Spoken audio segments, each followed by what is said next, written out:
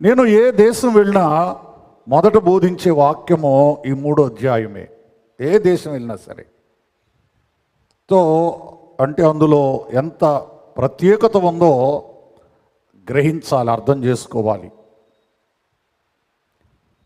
మోషే మందలను మేపుటలు ఆయన 40 ఏళ్ల అనుభవాన్ని కలిగిన వాడు. మేపడానికి కూడా అనుభవం కావాలి. కొన్ని పనులు చేయాలి అంటే అనుభవం కావాలి.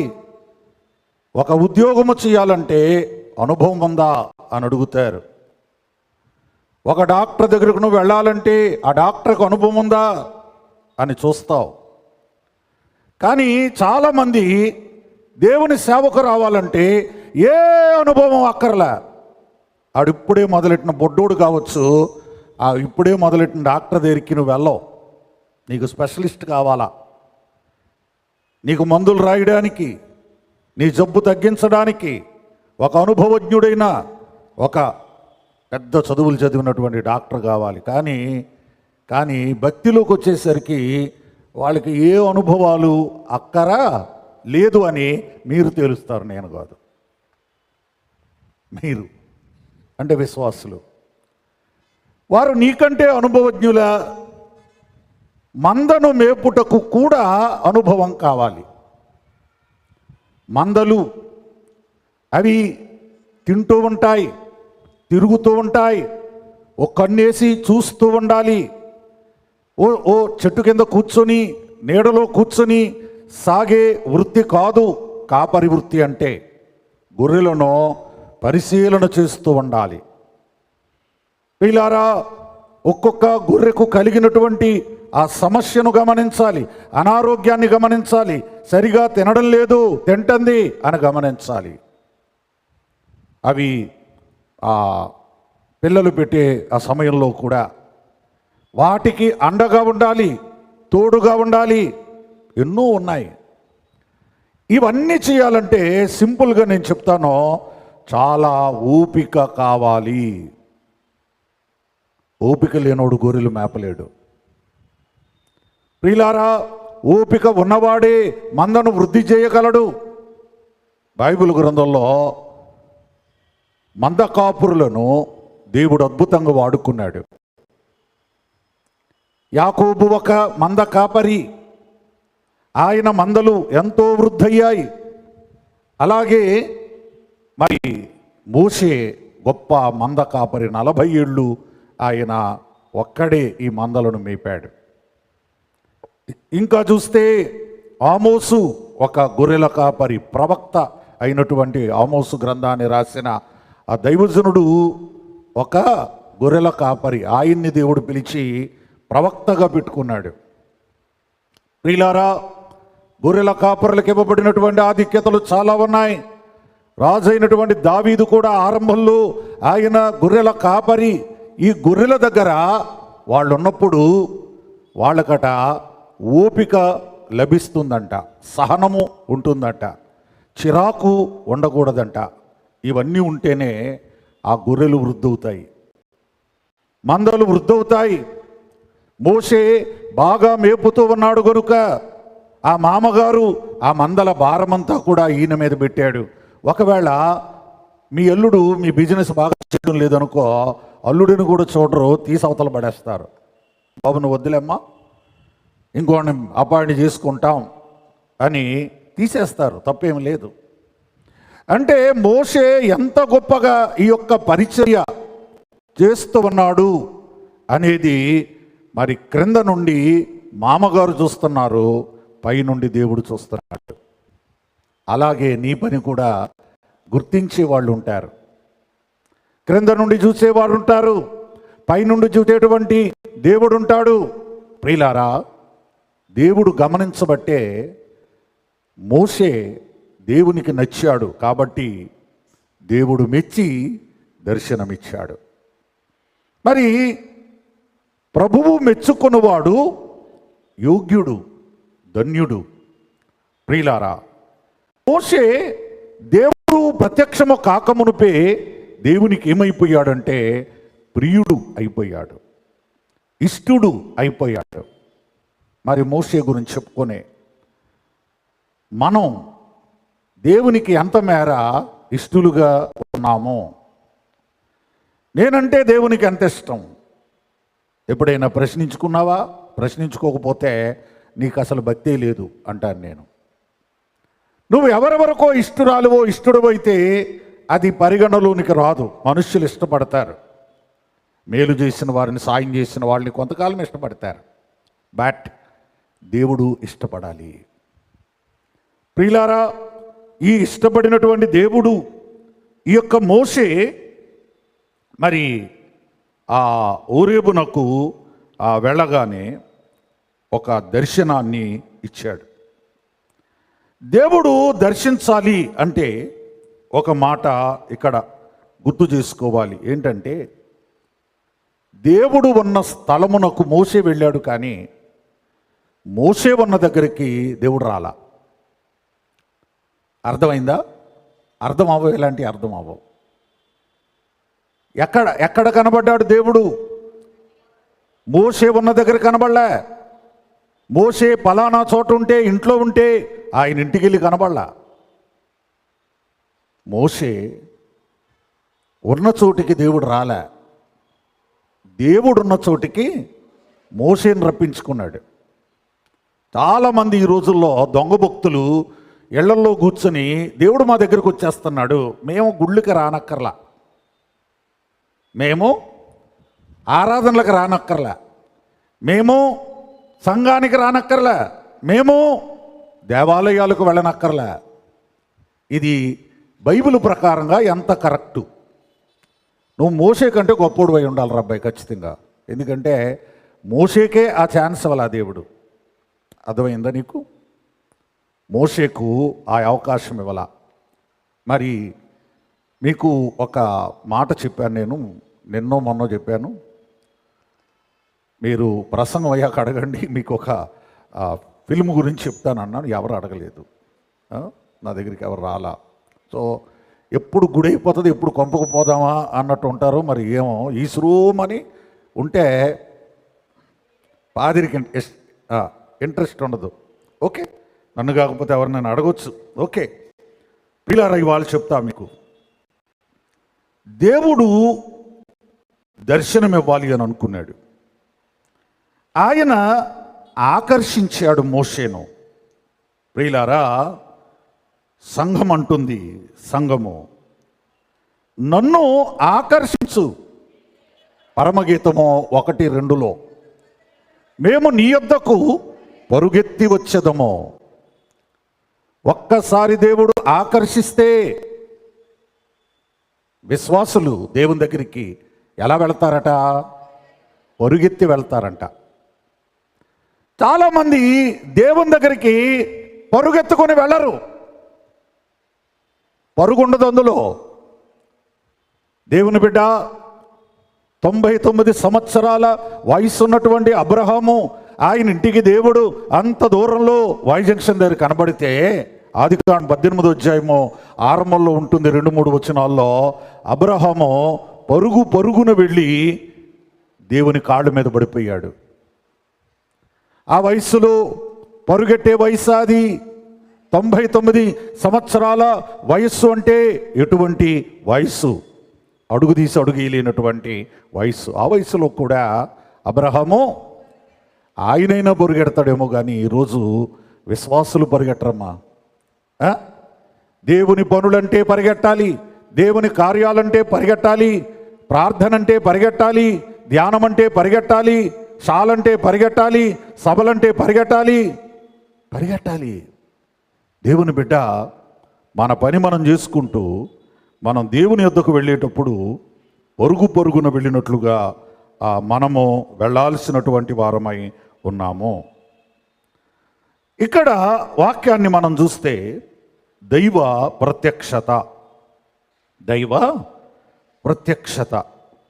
ప్రియులారా, god's manifestation. So manifest, very good. దాని గురించి నేను ఎప్పుడైనా చెప్తాను మీకు, లైవ్లో వద్దు. సో ఒక పొద మోషేకు కనబడుతూ ఉంది. ఒక పొద మోషేకు ఆనుచు ఉన్నది. ఈ మందలు మేపబడుతున్నటువంటి ప్రాంతము అది పొదల వలె ఉండేటువంటి ప్రాంతము. ప్రియులారా, ఈ భూములన్నీ కూడా దాదాపుగా ఎడారి లాంటి భూములు. ఇప్పటికీ ఐగుప్తుకు మనం వెళ్తే ఐగుప్తులో చూడడానికి పెద్ద బిబ్లికల్ విషయాలు అంటూ ఏమి ఉండవు, కానీ ఆ సీనాయి దగ్గర కొంచెం, అలాగే కైరో ఓల్డ్ సిటీలో కొంచెం, అంతకు మించి అంత ప్రయాసపడి వెళ్ళాల్సిన అవసరం అయితే ఐగుప్తుకు అవసరం లేదు. అదంతా ఈ దినాల్లో కూడా ఎడారిలాగా కనబడుతూ ఉంటుంది. నేను ఎడారిని చూచిన వాడిని, 3 ఏళ్ళు ఎడారి జీవితం అనుభవం నాకుంది. అంటే మరి నేను రాజస్థాన్లో బికానీర్ అనేటువంటి సిటీలో ఉన్నప్పుడు అక్కడి నుండి అదంతా కూడా సెమీ డిజర్ట్ అంటారనమాట. డిజర్ట్ అంటే ఖచ్చితంగా అది ఒక్క ఇసుకే ఉంటుంది, ఇంకేం ఉండదు. సెమీ డిజర్ట్ అంటే మధ్య మధ్యలో పొదలు పొదలు పొదలు అక్కడెక్కడ ఉంటాయన్నమాట. సో ఇటువంటి సెమీ డిజర్ట్లోనికి మోషే గారు వచ్చారు. మోషే జీవితంలో ఎన్ని పొదలు చూడలేదు, ఎన్ని పొదలు, చాలా పొదలు చూశాడు. చాలా రకములైనటువంటి పొదలు చూశాడు, చాలా విధములైనటువంటి పొదలు చూశాడు. కానీ ఆయా పొదల్లో దేవుడు లేడు. దేవుని బిడ్డ, చాలా సంస్థలు చూసుండొచ్చు, నువ్వు చాలా సంఘాలను చూసుండొచ్చు, కానీ దైవ ప్రత్యక్షత అక్కడ లేదు, దైవ దర్శనము అక్కడ లేదు. ప్రియులారా, ఈ మోషే చూసిన పొదల్లో కొన్ని పొదలు కాలిపోయి ఉండొచ్చు, కొన్ని పొదలు నిప్పంటుకుని ఉండొచ్చు. కానీ మోషే ఆ పొదను చూచినప్పుడు అది మండుచు ఉండెనో. చదవండి ఒకసారి. ఆ పొద నడిమిని అగ్ని జ్వాలలో దేవుని దూత అతనికి కనబడిను. ప్రియులారా, ఒక క్లిప్పింగ్ పెట్టారు. అది ఆ పొద దగ్గరికి ఆ తెల్లగా ఉన్నది మంట వెలుగు, ఆయన రీచ్ అవుతూ ఉన్నాడు. అది మీరు తర్వాత చూడండి. మీరు దాన్ని పూర్తిగా చూసేందుకు ప్రార్థన అయ్యాక నేను చెప్తా, గుర్తు చేస్తే చెప్తాను నేను. సో ఒక పొద, అనేకమైనటువంటి పొదలు ఉన్నాయి, కానీ ఆ పొదలన్నిటినీ దేవుడు వాడుకోలేదు, ఒక పొదను వాడుకున్నాడు. ప్రియులారా, ఇశ్రాయేలు దేశంలో అనేకమైనటువంటి తోటలున్నాయి, కానీ ఆ తోటలను దేవుడు వాడుకోలేదు. ఒక్క తోటనే, గెచ్చుమనే తోటను దేవుడు వాడుకున్నాడు. ప్రతి చోట కూడా అనేకమైనవి ఉంటాయి, కానీ దేవుడు ఒక్కదాన్నే వాడుకుంటాడు. అలాగే అనేక మంది మనుషులు ఉండొచ్చు, కొందరిని దేవుడు వాడుకుంటాడు. అందరినీ, అన్ని పొదల్లో ఆయన కనబడ్డా? లేదు, లేదు. ఒక మాట చెప్తాను నేను. దైవ దర్శనం అంటే ఎలా ఉంటుందంటే ఆసక్తి రేపుతుంది.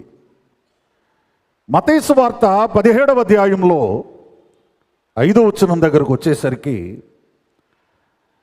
పరలోకము నుండి ప్రవక్తలు మోషే, ఏలియాలు దిగి రావడం, దాన్ని భూమి మీద ఉన్నటువంటి కొండెక్కిన పేతురు, యాకోబు, యోహానులు చూడడం జరిగింది. ఎప్పుడైతే ఆ దైవజనులను వారు చూచారో వెంటనే పేతురు గారు తెగించి ఒక మాట అన్నాడు, ప్రభువా, మనము ఎక్కడ ఉండుట మంచిది? ఆహా, దేవుడు ఎక్కడుండాలో నువ్వు చెప్తావా? దేవుడు ఎక్కడుండాలో నువ్వు నిర్ణయిస్తావా? కొన్నిసార్లు, ఓసారి దేవదాసయ్య గారు వాక్యం చదివాను నేను, వర్తమానం. ఒక ఆవిడ అంటది, ప్రభువా, నీవెక్కడ ఉన్న ఎడల నా సహోదరుడు చావకుడును. అంటే యేసు ప్రభు వారు మరి నీ దగ్గరే ఉండాలా? ఇంకా ఆయన సేవ గేవ అంతా మానేసి మీ ఇంట్లోనే ఉండాలన్నమాట. సో ఒకవేళ నువ్వు అటువంటి తలంపులు, అటువంటి ఆలోచనలు కలిగి ఉన్నట్టయితే మార్చుకో అని చెప్పడం అన్నమాట ఇది. అర్థమైందా? సో బోధకుడు ఎక్కడ ఉండాలో, ఇప్పుడు ఎక్కడుండాలో అది బోధకుని నిర్ణయం, నీ నిర్ణయం కాదు. అర్థమైందా? ఇవాళ పాస్టర్ గారు ఎక్కడుంటే బాగుంటుంది, ఆ రోజు అక్కడ ఉంటే బాగుంటుంది, అది నీ నిర్ణయం కాదు, అది ఆయన నిర్ణయం అయి ఉండాల. అర్థమైందా? మనుష్యుల నిర్ణయము చొప్పున చేయువాడు దైవ నిర్ణయాన్ని తోలనాడతాడు. తో దేవుని నిర్ణయం, దేవుని సేవకుడు కూడా ఏ రోజు ఎక్కడుండాలో, నిజంగా దేవుని ఆత్మచేత నడిపింపబడేవాడు ఖచ్చితంగా ఆయా ఆయా స్థలాలలో ఖచ్చితంగా ఉంటాడు. ప్రియులారా, ఒక పొద, ఒక తోట అంటాం మనం. అక్కడ ఒక తోట ఉండెను, ఒక తోట లోపట అని పాట పాడుతూ ఉంటాం. ఒకటి ఏంటి, చాలా ఉంటాయి. కానీ ఆకర్షించిన పొద, ఆకట్టుకున్నటువంటి పొద, అగ్ని దిగి వచ్చినటువంటి పొద. నేను 3 వారాల క్రితం అగ్నిని గురించి చెప్పాను ఇక్కడ. ఆ దినము పెంతుకొస్తు దినం అనుకుంటాను. బలిపీఠములపైకి దేవుడు ఎలాగున అగ్నిని దింపివేశాడు, ఆ అగ్ని ఏ విధమైనటువంటి అగ్ని, దాన్ని ఏం చేయమన్నాడు, ఇవన్నీ కూడా ఒక 3 ఆదివారాల క్రితం మనం క్షుణ్ణంగా మన ఆలయంలోనే విన్నాం. ఒక అగ్ని ప్రసంగం అది. అబ్రహాము కాలంలో దిగిన అగ్ని. ప్రియులారా, ఇవాళ మరలా ఎక్కడ దిగింది? పొదలో దిగినటువంటి అగ్ని. సో ఈ అగ్నిని మనం గమనించినట్లయితే లోక సంబంధమైనటువంటి అగ్ని కాదు ఇది, ఇది దైవ సంబంధమైనటువంటి అగ్ని. ప్రియులారా, లోక సంబంధమైన అగ్ని అయి ఉంటే ఏం చేస్తుంది? పొదను కాల్చివేస్తుంది. కానీ దైవ సంబంధమైనటువంటి అగ్ని పొదను కాల్చడం లేదు. అలాగే లోక సంబంధమైన అగ్ని మన దేహాలను, శరీరాలను కాల్చివేస్తుంది. కానీ దైవ సంబంధమైన పరిశుద్ధాగ్ని మనలో ఉంటే మన శరీరాలు కాలవు. దేవుని బిడ్డ, పొదనడిమిని అగ్ని జ్వాల, ఒక జ్వాల, ఒక మంట, ఒక వెలుగు కనబడుతూ ఉంది. ఇది ఎవరికైనా ఆశ్చర్యమే. మోషేకు తెలియదు అదేంటో, మోషేకు అర్థం కాలేదు అదేంటో. మరి మోషే చాలా కాలమైంది ఐగుప్తును విడిచిపెట్టేసి. ఐగుప్తును విడిచిపెట్టాక మొదట్లో రోజులు గుర్తొస్తుందమ్మా, ఆ తరువాత మర్చిపోతాం. ఆ తరువాత నేను బెంగళూరు విడిచి ఇంకో చోటకి వెళ్ళిపోతున్నా. ఆ 83, 84 టైంలో నేను అనుకున్నాను బెంగళూరు లాంటి సిటీ నా జీవితంలో నాకు చాలా ఇష్టం ఆ ప్లేస్. ఎందుకంటే అక్కడ చాలా పెద్ద సిటీ కదా, తో నచ్చిన ప్లేస్ అది. చాలా బాధగా ఉంది అనుకుంటూ వెళ్ళాం. ఢిల్లీ వెళ్ళిన తర్వాత అది అలవాటు అయిపోయింది, బెంగళూరు మర్చిపోయాం. అర్థమైందా? తో అది వదిలేసిన తర్వాత మరొక సిటీ, దీన్ని మర్చిపోతాం. అది వదిలేసాక మరొక కాన్పూర్. సో ఇప్పుడు కాన్పూర్ కూడా మర్చిపోయాను నేను. మానవుడు కొన్ని ఏళ్లలో అన్నీ మర్చిపోతూ ఉంటాడు. అంటే జ్ఞాపకంలోనికి ఎక్కువగా రావు. మనం ఇష్టపడిన విషయాలే కావచ్చు. 40 ఏళ్ళయింది ఐగుప్తును విడిచిపెట్టి. ఐగుప్తీయుల్ని ఎప్పుడు కూడా మోసే కలవలేదు. ఓ రోజు ఇద్దరు ఇంటికి ఆ పోతూ పోతూ ఐగుప్తీయులు ఇద్దరు వస్తే, ఆ అల్లుడు గారు రండి అని అంటే ఈయన వెళ్ళడం. వాళ్ళు చూడడం కూడా ఈయనకి ఇష్టం లేదు. ఒకవేళ చూసినా ఒకవేళ గుర్తుపెట్టి ఈయన గురించి అంతా చెప్తారేమోనని అదో భయం ఉంది మోషేకి. సో దాగి ఉన్నవాడు ఐగుప్తు తన ఊహల్లో కూడా లేదు, తలంపులో లేదు, ఆలోచనలో లేదు. కానీ దేవుని అంతరంగంలో ఉంది.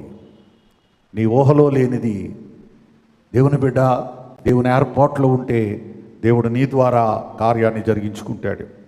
సో పొదనడిమిని అగ్ని జ్వాలలో యెహోవా దూత అతనికి కనబడెను. మరి యెహోవా దూత, ఈ మాట నేను ప్రతి సంవత్సరం కూడా నొక్కి నొక్కి చెప్తూ ఉంటాను. మీరు చాలా అదృష్టవంతులు. నాకు ఎలాగ ఎవరు చెప్పలా. నిర్గమాకాండం విన్నాం కానీ ఇంత డీటెయిల్డ్గా మా రోజుల్లో వినలా.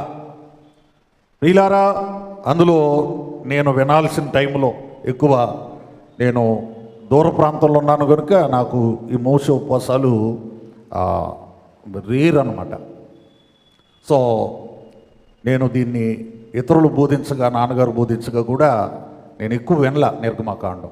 ఎందుకంటే ఓ మార్చిలో నెల వచ్చేవాడిని, క్రిస్మస్లో నెల వచ్చేవాడిని, అప్పుడు చెప్పరుగా అయ్యి. సో కానీ ఇది నాన్న మనం ధ్యానం చేద్దాం. పొద నడిమిని పొద మధ్యలో యెహోవా దూత అతనికి కనబడెను. మొట్టమొదట దూత అనే మాట ఉంది కనుక అందరూ కూడా ఏమని ఫిక్స్ అయిపోతారంటే పొదలో ఉన్నది దేవదూత అని ఫిక్స్ అయిపోతారు.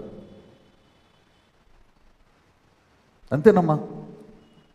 మీరు ఏ పాదరి దగ్గరికి వెళ్ళండి, బైబిల్ పట్టుకొని ఏ బోధకుడి దగ్గరికి వెళ్ళండి, బాబు పొదలో ఉన్నది ఎవరంటే దేవదూతే అంటారు. పౌలు గారు కూడా, మరి అపోస్తలుల కార్యములో లూకా గారు కూడా ఒక పొద నడిమిని దేవదూత మోషేకు కనబడినట్లుగా, అగ్ని జ్వాలలు కనబడినట్లుగా ఆయన వ్రాసుకొచ్చారు. ఏమ్మా? సో దేవదూతనే ఫిక్స్ అయ్యారు అందరూ కూడా. మరి దేవదూత అని బైబిల్లో ఉంటే కాదని మీరు ఎలాగంటారు? కాదనడానికి నా దగ్గర ఎంత ఆధారం ఉండాలా? కాదు అని అనడానికి ఎంత దమ్ము ఉండాలా, ఎంత ధైర్యం ఉండాలా, ఎంత వాక్యం తెలిసి ఉండాలా? కొంతమంది దీన్ని ముట్టుకోరు. మనకెందుకు వచ్చింది దేవదూత అని చెప్పుకెళ్ళిపోతే వీళ్ళు ఏమన్నా అడుగుతారా? మీరు ఏమన్నా నన్ను ఏమన్నా దేవదూత దేవుడు అని అడుగుతారా? మీరు అడుగుతారా? ఏ కొంతమంది ఉంటారు ఇక్కడ ఏదో పురాణం అన్నట్టుగా వినేసి ఆమె నాన్నగానే వెళ్ళిపోతారు. సో కానీ వాక్యం నేర్చుకునే విధానం అది కాదు. ప్రతి మాట దగ్గర కూడా ఆగితే నీకు అర్థాలు బయలుపడతాయి. ప్రియులారా, దేవదూత కనబడడం నిజమే. అయితే ఇక్కడ మనం ఇంకొక మాట చూద్దాం. దాని నెక్స్ట్ వచనంలో ఈ పొద ఎందుకు కాలిపోవడం లేదో బ్యాక్ సైడ్ వెళ్ళి చూద్దాం అనుకున్నాడు. నేను ఆ తట్టు వెళ్ళి ఈ గొప్ప వింత చూచెదను అనుకున్నాడు. ప్రియులారా, అతడు ఆ తట్టునకు వచ్చుట. ఇప్పుడు చెప్పండి, ఎవరు చూస్తున్నారు? నోరు ఎందుకు రావట్లే? ఆయన పేరు చెప్పడానికి నోరు ఎందుకు రావట్లే? ఎవరు చూస్తున్నారు అంటే ఎక్కడి నుంచి చూస్తున్నాడు? అక్కడి నుంచా? ఎక్కడి నుంచి చూస్తున్నాడు ఆయన? మీరు కానీ బయటికి వెళ్ళి, మీరు కానీ రేపొద్దున్న ఒక క్రైస్తవులకి లేక వేరే సంఘాలకు వెళ్ళేటువంటి మనుషులకి మీరు, అమ్మా నీకు ఒక్క మాట చెప్తాను, ఈ నిర్గమాకాండం 3వ అధ్యాయంలో ఉన్నది దేవదూత దేవుడా అని అడిగితే దేవదూత అని అంటారు. అప్పుడు నువ్వు చెప్పొచ్చు వాక్యం, నువ్వు కూడా చెప్పొచ్చు, ఇక్కడ దేవుడు అని ఉందమ్మా, యెహోవా అని ఉంది. చదువు ఒకసారి, ఆవిడతో చదివించవచ్చు మీరు. ఎవరు చూశారు? మరి దేవదూత అయితే దేవదూత చూశాను అని ఉండాలి కదా, ఉండాలా వద్దా? కానీ ఏమనుంది? యెహోవా చూచెను. ఒక్క నిమిషం, ఇప్పుడు ఇందులో ఉన్నది దేవదూత యెహోవా దేవుడా? మరి దేవదూత అని ఎందుకు రాశారు? దేవదూత అని ఎందుకు రాశారు? సో అంటే రాసింది ఇది కూడా తప్పు కాదు, అది కూడా చెప్తాను నేను. దేవుని బిడ్డ ఒక బాబెలు గోపురం కడుతున్నప్పుడు దేవుడు ఈ ఆదికాండం 11వ అధ్యాయము 4-5 వచనాల దగ్గర అంటాడు, మనము దిగిపోయి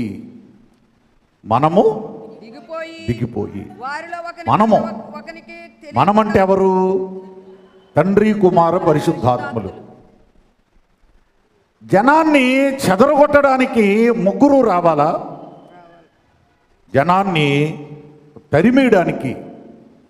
ఏమ్మా, ఇప్పుడు క్రమంలో పెట్టడానికైతే ఒక పోలీసులు కావాలేమో, కానీ ఆ పోగుపడిన పెద్ద గుంపుని చెదరగొట్టడానికి ఒక రౌడీ కూడా వచ్చి బెల్ట్ ఎలాగెలా తిప్పాడనుకో, అంతే చెల్లా చెదరైపోతారు ఎవడ మట్టుకాడు. చెదరగొట్టడానికి ఓ దుష్టుడు చాలదా, ఓ దుర్మార్గుడు చాలదా? చాలు, ఓ పిచ్చోడు చాలు. దేవుని బిడ్డ, కానీ దేవుడు చెదరగొట్టడానికి, భూమి అంతటా వారిని విస్తరింపజేయడానికి ఆయన మనము దిగిపోయి అన్నాడు. ఇప్పుడు ఇశ్రాయేలీలను విడిపించడానికి కూడా దేవుడు అదే రీతిగా ఆయన తండ్రి, కుమారుడు, పరిశుద్ధాత్ముడు ముగ్గురు కూడా దిగొచ్చారు. ఇవాళ వీళ్ళు ఎక్కడున్నారంటే పొదలో ఉన్నారండి, పొదలో ఉన్నారు. ప్రియులారా, దేవదూతేమో యేసుక్రీస్తు, ఆ దూత అనే మాట కరెక్టే, అప్పటికి యేసు అనే పేరు రాలేదు. అర్థమైందా? అర్థమైందా? అప్పటికి యేసుప్రభు పుట్టాడా? ఆయనకు పేరు పెట్టారా? కనుక దేవదూతనే రాస్తారు.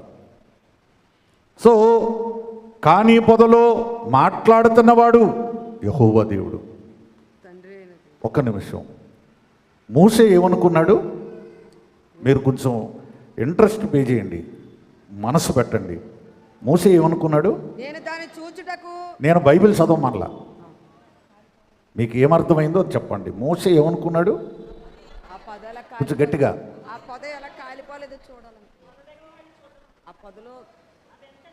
చూడాలి అనుకున్నాడు. మోషే చూడాలి అనుకున్నాడు. దేవుడు ఏమనుకున్నాడు? దేవుడు ఇంకోలా అనుకుంటున్నాడు. నువ్వు అనుకున్నది చేయడు ఆయన. అర్థమైందా? నువ్వు అనుకున్నది చేస్తే ఆయన దేవుడు కాదంటాను నేను. అర్థమైందా?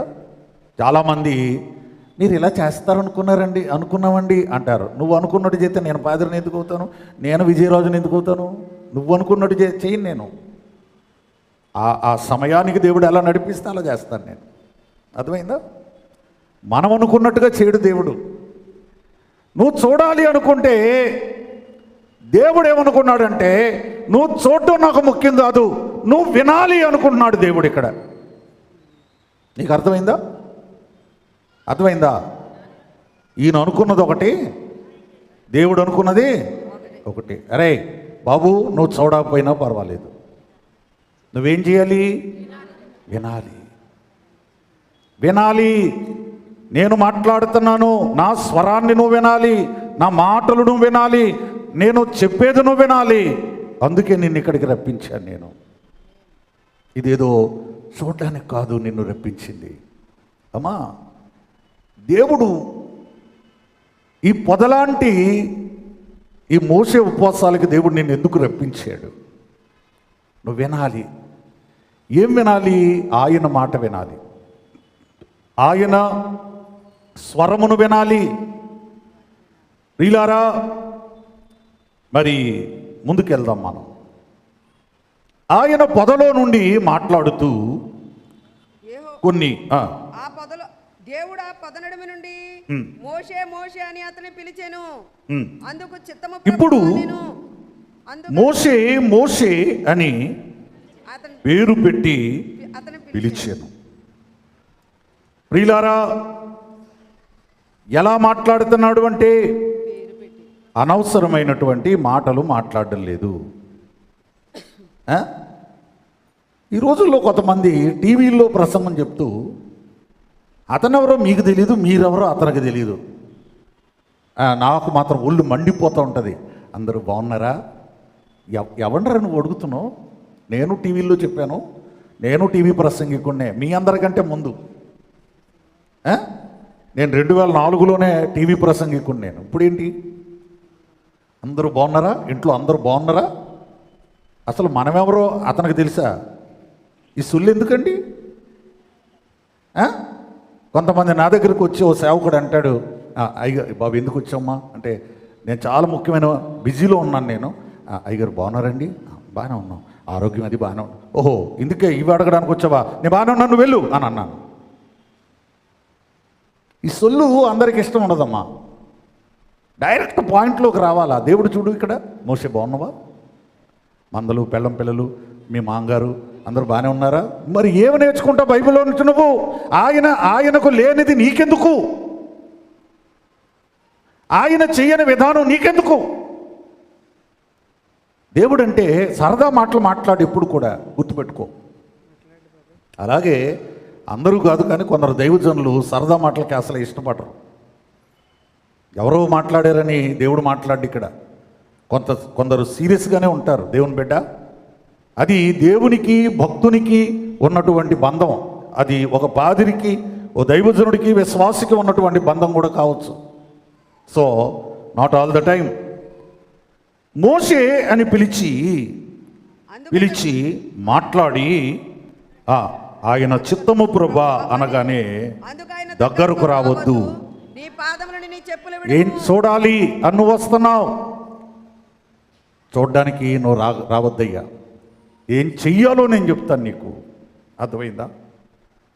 నువ్వేమో చూడాలి అనుకుంటున్నావు, నీ కోరిక ఇక్కడ నెరవేరబోవడం లేదు. కానీ నువ్వు చూడాలి అనుకుంటే నేనేమో నువ్వు వినాలి అనుకుంటున్నాను. ఇప్పుడు దేవుడు చెప్పింది నువ్వు వినాలంటే ఒకటి తీసేయాలి. ఏం తీసేయాలి? చెప్పులు తీసేయాల.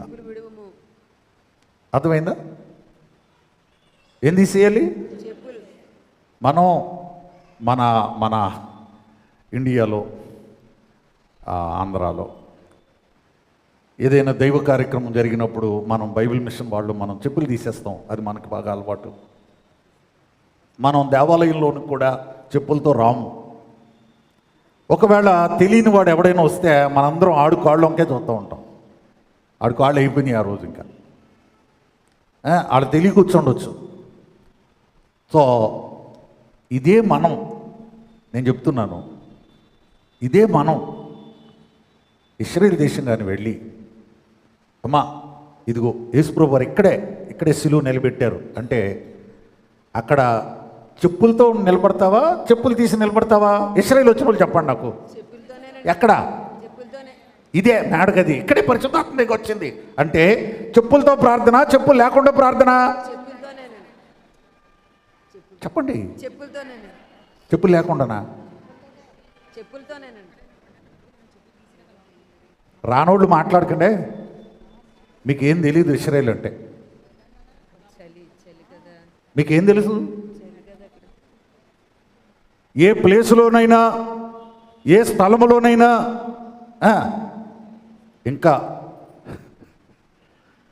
ఇక ఆ బూట్లు విప్పడం కానీ, చెప్పులు తీయడం కానీ, ఈ మనం ఫారెన్ వెళ్ళాం కదా, ఫారినర్స్ మనం, మరి మన ఫారెన్ అలవాట్లు. ఇంకోటి ఏంటంటే అందులో చాలా ప్రాబ్లమ్స్ ఉన్నాయి. మనం ఈ గేట్లో నుంచి ఇలా వచ్చి ఇదంతా చూసుకున్నాం అనుకోండి, ఈ గేట్లో నుంచి వెళ్ళిపోతాం, నీ చెప్పులు పోయినాయా ఇంకా. అర్థమైందా? ఒక్క సంస్కారం ఇచ్చిన సందర్భంలోనే బూట్లు ఇప్పుతాను నేను. ఏంటి అంటే ఆ దేశాలు అంతే, ఆ పద్ధతులు అంతే. అంటే మనం పొద దగ్గర లేము. అర్థమైందా? నువ్వు వెళ్ళింది పొద దగ్గరకు కాదు, ప్లేస్ దగ్గరికి నువ్వు వెళ్ళావు. అది ఏ ప్లేస్ అయినా సరే, ఇశ్రాయేలే కాదు, ఏ దేశంలోనైనా సరే, ఏ దైవికమైనటువంటి, నువ్వు సీనాయి కొండ ఎక్కుతావు చెప్పులతోనా, చెప్పులు లేకుండానా? కొండ మీద ఎవడైనా బూట్లు తీసి ప్రార్థన చేశాడా? దిక్కున వాళ్ళు ఉన్నారు కదా, ఎవరైనా చెప్పులు తీసి బూట్లు తీసి? ఒక ఆవిడికి బూట్లు లేవు. సేనాయి కొండ ఎక్కడానికి లైన్లోకి వచ్చింది. అమ్మా ఎక్కుతావా అన్నా, ఎక్కేస్తానయ్య గారు. మరి బూట్లు లేవటే, సాక్సులు ఉన్నాయి కదండి గారు, సాక్సులు వేసుకుని ఎక్కేస్తా. బహుశా ఆవిడ ఒక్కతే ఉంటుంది అలాగా సాక్సులతో, చెప్పు లేకుండా ఎక్కిన మనిషి ఎవరైనా ఉంటే ఆవిడే ఉంటుంది బహుశా. దేవుని బిడ్డ, అన్ని సందర్భాల్లో ఇది వర్తించవచ్చు, వర్తించకపోవచ్చు. కానీ ఆ చెప్పులు విడుట అనేది తప్పని నేనేం చెప్పట్లా. కానీ నువ్వు చెప్పులు తీస్తే నేను నీతో మాట్లాడతాను. ఎందుకంటే నీవు నిలిచి ఉన్న స్థలము పరిశుద్ధమైనది. చూడండి, చాలా మందిరాలు చూశాను నేను నా జీవితంలో. ఎన్నో గుడులకు వెళ్ళాను నేను, ఎన్నో సంఘాలకు వెళ్ళాను నేను. అందులో బైబిల్ మిషన్ గుళ్ళు ఎక్కువగా ఉంటాయి, బయట గుడులు కూడా ఉంటాయి. ఈ గుడుల్లోనికి వెళ్ళినప్పుడు చెప్పులు తీయడానికి ఇచ్చినటువంటి ప్రాధాన్యత నేను చెప్పనా? నేనైతే కర్రుచుకుని కొట్టేస్తాను, నేను అంత కోపం నాకు. ఈ దేవుని గుళ్ళోనండి బియ్యం మూటలు, బియ్యం బస్తాలు, చెత్త చెదారం, గిన్నెలు, చీపుర్లు, తుడుచుకునేవి, మంచినీళ్ళు తాగే గిన్నెలు, ఇవన్నీ ఎక్కడ? గుడిలో. అంటే చెప్పులు తీ అని అన్నాడు, అది బాగానే తీసావు నువ్వు. మరి చెత్త ఏంటి? ఈ చెత్త ఉండొచ్చా? ఈ చెత్త అంతా గుడిలో ఉండొచ్చా? దేవుని బిడ్డ, ఒకవేళ ఎవరైనా సరే మరి బియ్యం కానుకగా తెచ్చారు ఆ వారం, ఎస్ ఓకే, అలాని దాన్ని ఆల్తర్ మీదే పెట్టాలా? ఇక్కడ పెడితేనే దేవుడు తీసుకున్నట్ట? కాదు కదా, కాదు కదా. కొంతమంది పైన పైన పైన పైన అంటే ఇంకా ఇక్కడ ఇప్పుడు తగ్గింది ఇదంతా. నేను కట్ చేసి మిమ్మల్ని నాన్నగారు ఉన్నప్పుడు కూడా గుండుగుండేది ఎక్కడ? ఆల్తర్ ఎదురుగాను. కొత్తవాడు ఎవడన్నా వస్తే గుండు గీటండి బాబు ఇక్కడ అని అడిగా. నేను ఇప్పుడు వెనక్కి జరిపద అవన్నీ కూడా. అమ్మా, దేవుడు కొన్ని తీయమన్నాడు అని అంటే నువ్వు దేవాలయంలో చెత్తను సహించకూడదు. ఫస్ట్ ఆఫ్ ఆల్ నువ్వు సహించకూడదు చెత్త. చెత్త ఉంటే దేవుడు వస్తాడు అక్కడికి? అది పరిశుద్ధ స్థలం అవుతుందా? అందుకే ప్రతి చెత్త బలిపీఠం మీద పెట్టకూడదు. కొంతమంది ఏదో ప్లాస్టిక్ పువ్వు ఒకటి కొనుక్కొచ్చి పైనట్టండి అని, నీ ఇష్టమే, దేవుడి ఇష్టం ఏమి లేదు ఇందులో.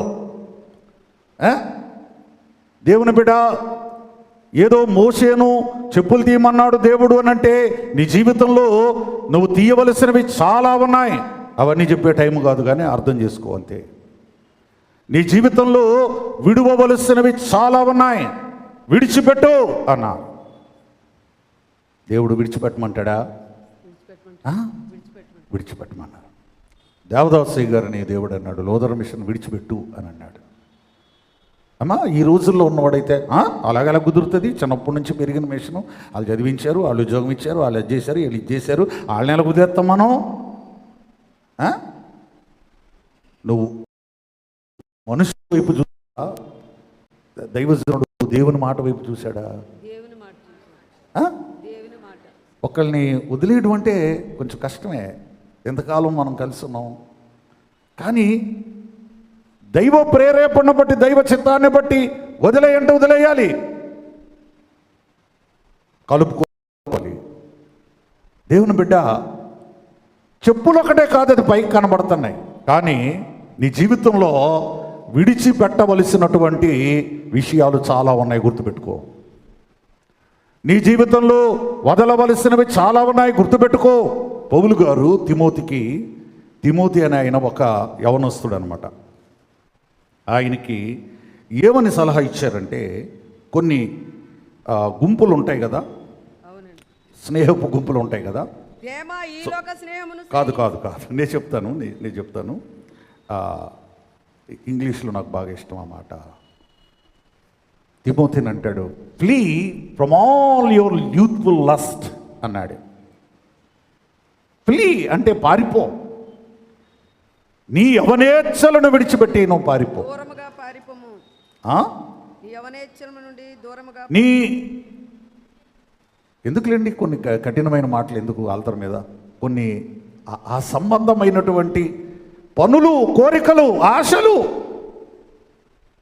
విడిచిపెట్టి పారిపో. మేము చిన్నప్పటి నుండి భూలోకంలోనే పెరిగిన వాళ్ళు, భూమి మీద ఉన్న వాళ్ళమే కదా. మాతో చదువుకున్న మనుషులు ఉంటారు. ఇప్పుడు అంతా వాట్సాప్ గ్రూపులు ఎక్కువైపోయినాయి. ఎవడబడతాడు, ఇదిగో మన క్లాస్మేట్లందరూ, మిత్రులందరికీ ఒక గ్రూపు, వాళ్ళకు గ్రూపు, వీళ్ళకు గ్రూపు, చాలా గ్రూపులు పెడతారు. అందులో తేడా విషయాలు ఏమైనా వచ్చాయనుకో ముందు చెప్తాను నేను, ఆ తరువాత ఆ గ్రూప్ని కంప్లీట్గా విడిచిపెడేస్తాను నేను. పోనీ ఇప్పుడు ఏంటంటే ఇన్ని సంవత్సరాలు మనం కలుసుకోలేదు, ఇప్పుడు ఏదో గ్రూపులో కలుసుకున్నాం. నువ్వు నానా చెత్త దాంట్లో ప్రదర్శిస్తుంటే నాకు అవసరమా? అవసరమైతే దాన్ని విడిచిపెట్టేస్తాను. నేను చాలా నా ఫ్రెండ్స్ని వదిలిపెట్టేశాను. నేను అలాగా స్నేహితుల్ని విడిచిపెట్టేశాను. నేను అలాగా ఓసారి వార్నింగ్ ఇచ్చాను, ఇదేమో ఫ్రెండ్స్ గ్రూప్ అన్నారు, మరి మీ దేవుడి ఫోటోలు ప్రదర్శిస్తున్నారు అందులో. అలా అయితే నేను ఉన్నాం. చెప్పు గట్టిగా. పొద్దున్న లేగితే ఓపెన్ చేస్తే వాటిని మనం చూడాలా? కాదు కదా, నాకు ఇష్టంలా. వదిలే. ఇప్పుడు వదిలేస్తే ఏమైపోద్ది? మనం ఏమన్నా ఇప్పుడు క్లాస్మేట్లు ఏంటి? కాదు కదా. చాలామందికి ఇచ్చాను నేను అలా డోసు. దేవుని బిడ్డ, విడువవలసినవి నీ జీవితంలో ఏమున్నాయి? ఇంతకాలము విడిచావా, దాచుకున్నావా? అది జరిగిపోయింది. ఈ రాకడ కాలంలో ఇంకా ఏమైనా విడిచిపెట్టాలా? ఇంకా ఏమైనా దేవుని బిడ్డ, ఓ డాక్టర్ ట్రీట్మెంట్ చేసిన తర్వాత అడిగి చెప్తాడు ఇక మీరు మందు కింద మానేయాలి సుమా, ఆ సిగరెట్లు అవన్నీ, ఆ తర్వాత ఈ పలావులు, ఈ మీటు, మా రెడ్ మీటు అవి మానేయాలి సుమా అని అంటే, కొంతమంది అంట, డాక్టర్ గారు ఇంకా ఏం మానేయమంటారు, ఇంకేం తినమంటారు అని అడుగుతారు. కానీ క్రైస్తవులు దేవుడిని అడగరు, ఏం వదిలేపుంటావు దేవా అని. నువ్వు అడిగితే ఆయన నీకు చెప్తాడు. నువ్వు ఒక సంపూర్ణమైన పెండ్లి కుమార్తెగా సిద్ధపడాలి అని అంటే నువ్వు ఇంకా ఏమి విడిచిపెట్టాలో అర్థమైందా? చెప్పులు విడిచిపెట్టడం అనేది వెరీ ఈజీ అమ్మ, ఈజీ, చాలా తేలిక.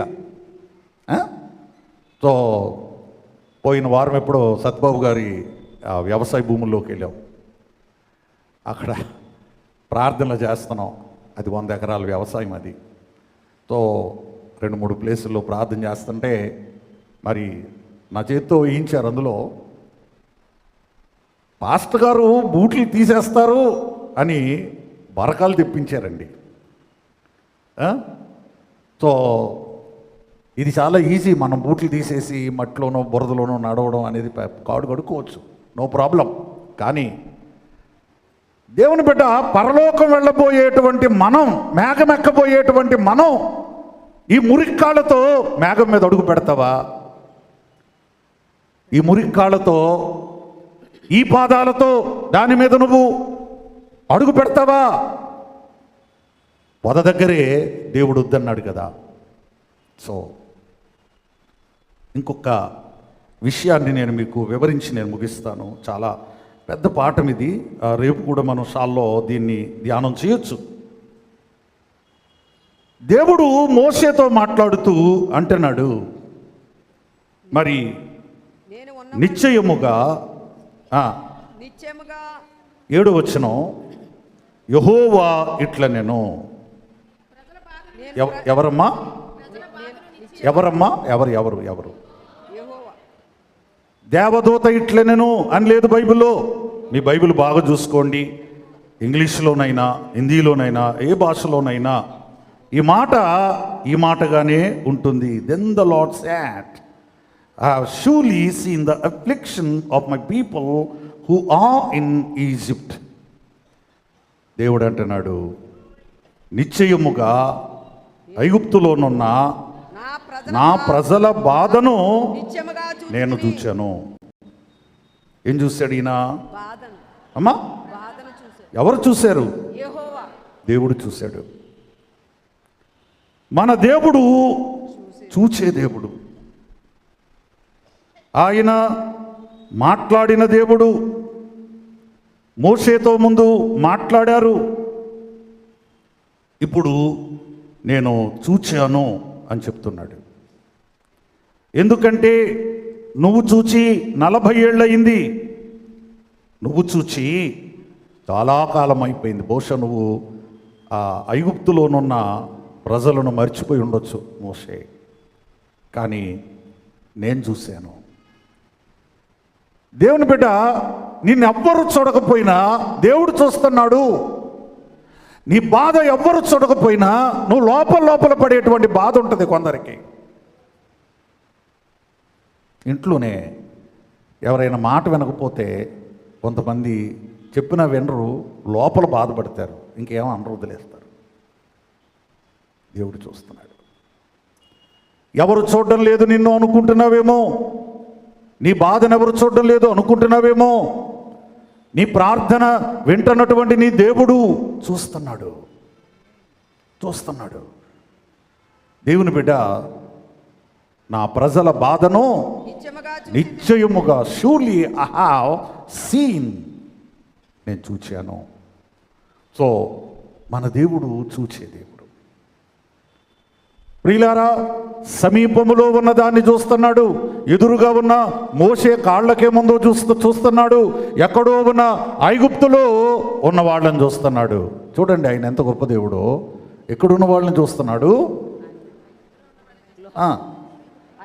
అక్కడ ఉన్న వాళ్ళని చూస్తున్నాడు కదా. చూచి తిని దేవుని బిడ్డ,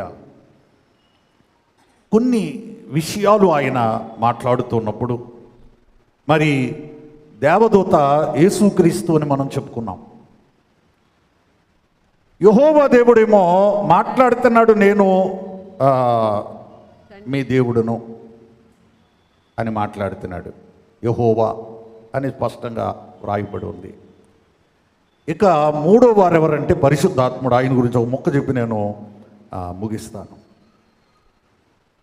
పరిశుద్ధాత్ముడు ఒక మంటగా వెలుగుగా ఉన్నాడు. ఇక్కడ మేడగదిలోనికి అగ్నిలాగా దిగొచ్చినటువంటి పరిశుద్ధాత్ముడే ఈ పొదలో ఉన్నటువంటి అగ్ని. ప్రియులారా, దాన్ని మన పితరులు, మన పెద్దలు ఏం రాశారంటే, పొదలో మండిన పావురమా, నదిలో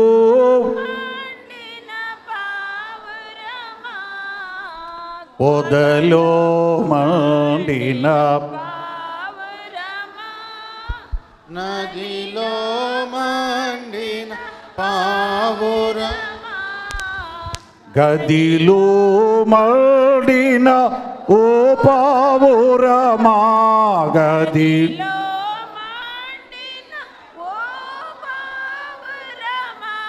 హృదిలో మండి మది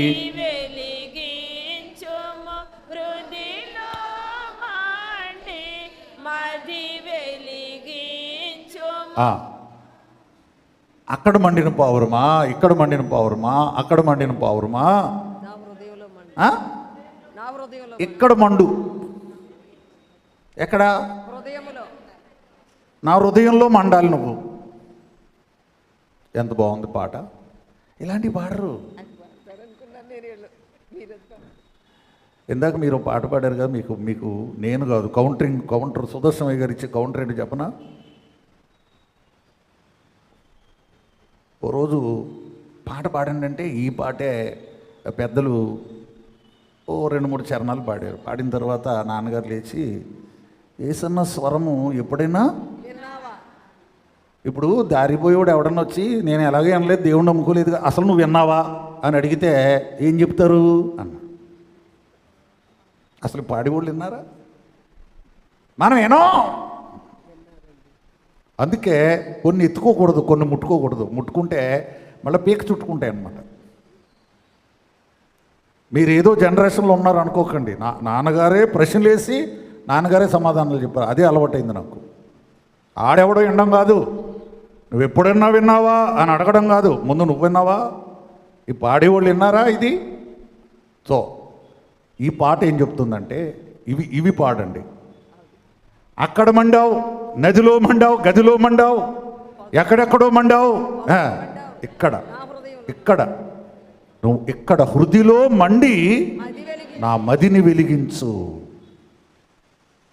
చూసావా? పొదలో మండిన పావురం. ఏ పొద? ఏ పొద? ఏ పొదమ్మా? ఏం ఎక్కల? మీకు అర్థం అవ్వలేదు, అలాగే ఉండండి, పోనీ అదే మంచిది. సో ఆ పొదలో ఉన్న మంటే పావురము, ఆ పొదలో ఉన్న మంటే పరిశుద్ధాత్ముడు.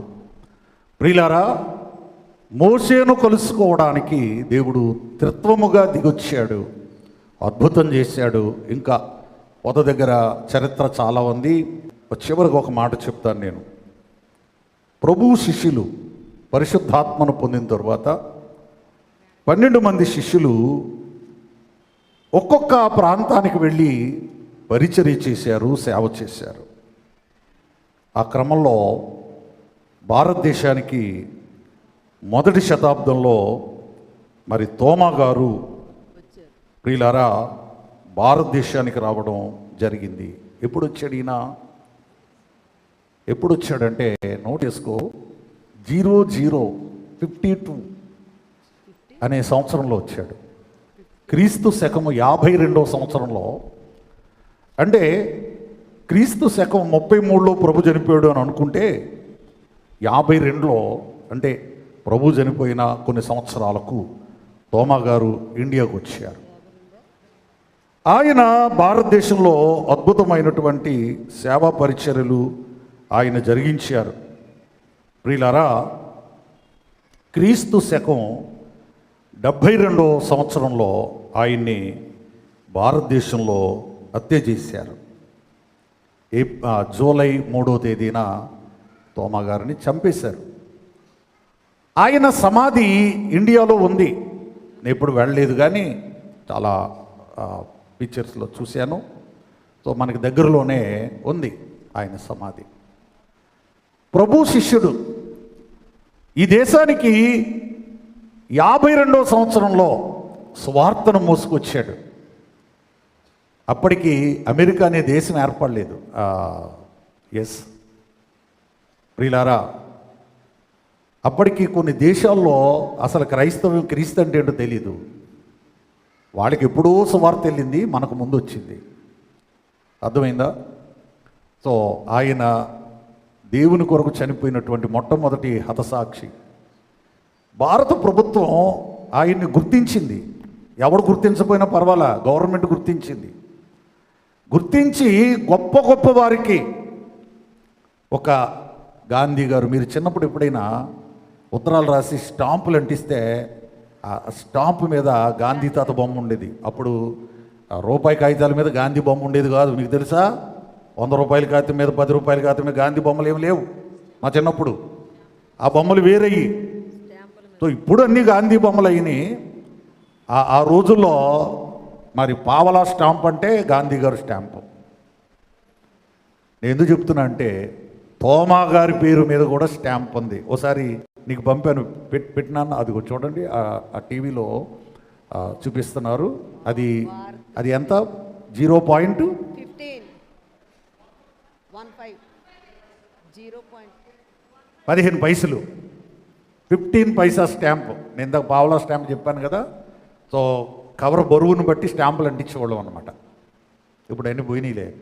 సో చూడండి ఎంత గౌరవం భారత గవర్నమెంటు తోమా గారికి ఇచ్చింది. ఆయన ఒరిజినల్ తోమా. సో ఇది ఎక్కడన్నా దొరుకుద్ది. ఇది మనం సృష్టించింది ఏం కాదు, క్రియేషన్ కాదు ఇది, దేవుని బిడ్డ. ఆయనకు అంత ఘనత, అంత ఇశ్రాయేలు దేశము నుండి సువార్త ఇక్కడికి వచ్చింది మనకి. సో ఇవాళ మన భారత ప్రభుత్వం ఆయన సేవను గుర్తించి ఈ జూలై 3వ తేదీన ఒక పేరు పెట్టారండి దానికి. ఆ పేరు ఏంటంటే ఇండియన్ క్రిస్టియన్ డే. అన్నిటికీ day, mother day, father day మనం చూస్తాం కదా. అలాగే క్రైస్తవులకు కూడా ఒక దినం ప్రత్యేకంగా ఏర్పాటు చేశారు. అది ఈ దినం అన్నమాట. దీన్ని భారతీయ క్రైస్తవ దినోత్సవము అంటారు. అంటే ఇండియన్ క్రిస్టియన్ డే. ప్రియులారా, సో ఇలాంటి ప్రత్యేక దినాన్న మనందరం దేవుని మందిరంలో కూడుకొని ప్రార్థన చేయొచ్చు ఉన్న ఈ సందర్భంలో మరి ఒక మోషేను ఐగుప్తుకు పంపినట్లు ఒక తోమాను మన ఇండియాకు దేవుడు పంపించాడు. మనం క్రైస్తవులం అయ్యాము అంటే అది తోమా గారి చలవ అనమాట, తోమా గారి ప్రయాస అనమాట. ఒక జోక్ ఉంటుంది. ఒక్కొక్క శిష్యుడు ఒక్కొక్క ప్రాంతానికి పోయారు. మార్కు గారు ఈజిప్ట్కి వెళ్ళాడు, పక్కనే కదా. ఈజిప్ట్లో ఆయన్ని చంపేశారు, అందరం చంపేశారులే, ఆయన సమాధి అక్కడ ఉంది. తోమా గారు ఇక్కడ. తోమా గారు పడవెక్కి అంటే వాడెక్కి ఆ సముద్ర మార్గంలో వచ్చినప్పుడు మరి ఆ రోజుల్లో మార్గాలు లేవు. ఇంకొకటి ఎవడంటాడు అప్పటికి ఇండియాను కొనుగొన్నారా అంటాడు. అఫీషియల్గా కొనుక్కోకపోయినా వర్తక ఇవి జరుగుతూ ఉండేవి.